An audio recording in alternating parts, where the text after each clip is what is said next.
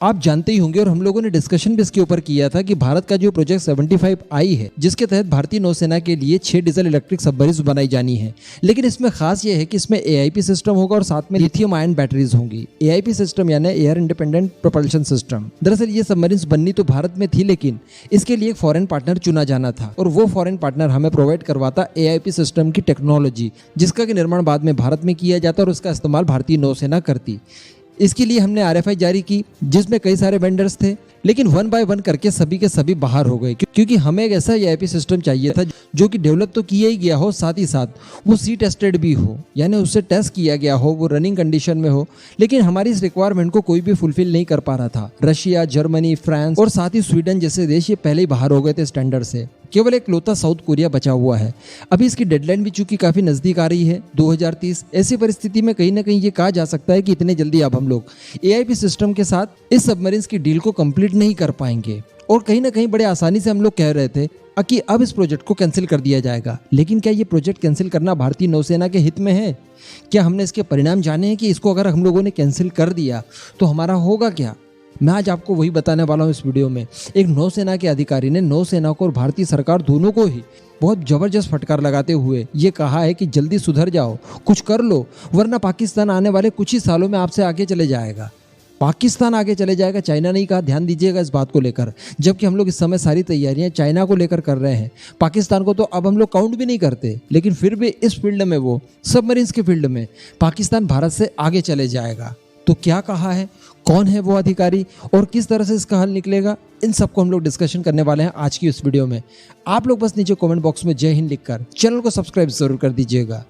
दरअसल दोस्तों, भारतीय नौसेना के पूर्व नौसेना अध्यक्ष अरुण प्रकाश सर, इन्होंने लताड़ लगाई है भारतीय नौसेना और सरकार को, और इन्होंने ये कहा है कि 2028 तक पाकिस्तानी नौसेना के पास 11 पनडुब्बियां होंगी। अगर भारत 75I प्रोजेक्ट को क्रियान्वयन नहीं करता है, इसमें देरी रखता है, तो ये यकीनन भारत के लिए बहुत मुसीबत की कारण बन सकती है। मैं आपको बता दूं कि पाकिस्तानी नेवी पहले से ही 3 अगोस्टा 90B सबमरीन्स का इस्तेमाल कर रही है, जो कि फ्रेंच AIP सिस्टम से लैस है। जी हाँ, दरअसल ये जो AIP सिस्टम है, ये उस तरह का नहीं है जिस तरह का हम लोग डिमांड कर रहे थे, बल्कि ये अप्रशिक्षित टाइप का है, जुगाड़ वाला है, लेकिन अल्टीमेटली है उसके पास।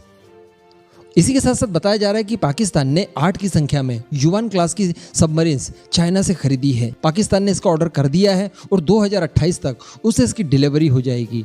तो 3 पहले थी, 8 और आ जाएंगी, कुल मिलाकर आंकड़ा हो जाएगा 11।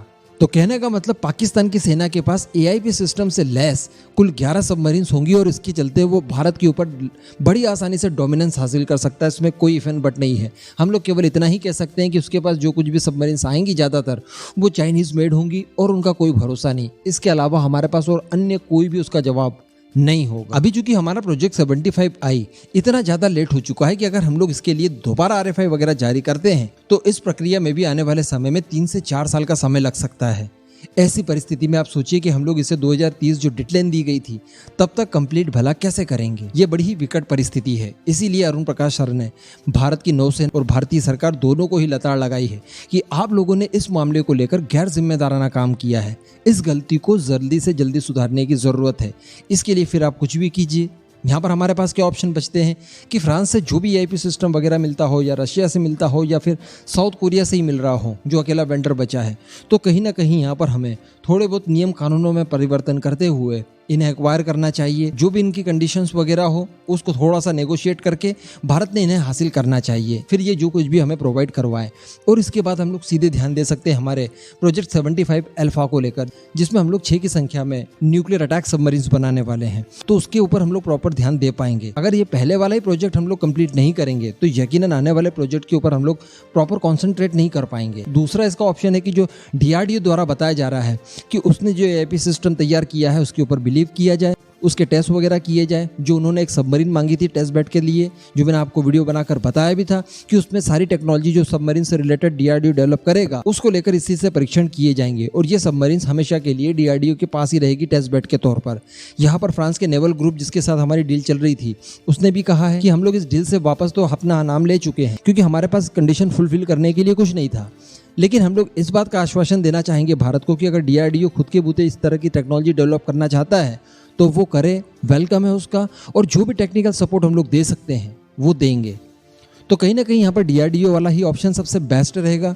तो भारत के DRDO ने अब इसके लिए पहल शुरू करनी चाहिए। सरकार और नेवी दोनों ने ही उनके ऊपर बिलीव करना चाहिए और वो जो भी सिस्टम तैयार करते हैं उसमें फ्रांस से टेक्निकल असेसमेंट लेकर उसे जल्द से जल्द तैयार करके प्रोजेक्ट 75I को कंप्लीट करना चाहिए, क्योंकि इसके अतिरिक्त भारत के पास और कोई भी रास्ता नहीं बचता। चाइना से पिछड़ गए वहाँ तक चल जाता है, पाकिस्तान से पिछड़ना कहीं ना कहीं दिक्कत वाली बात हो सकती है।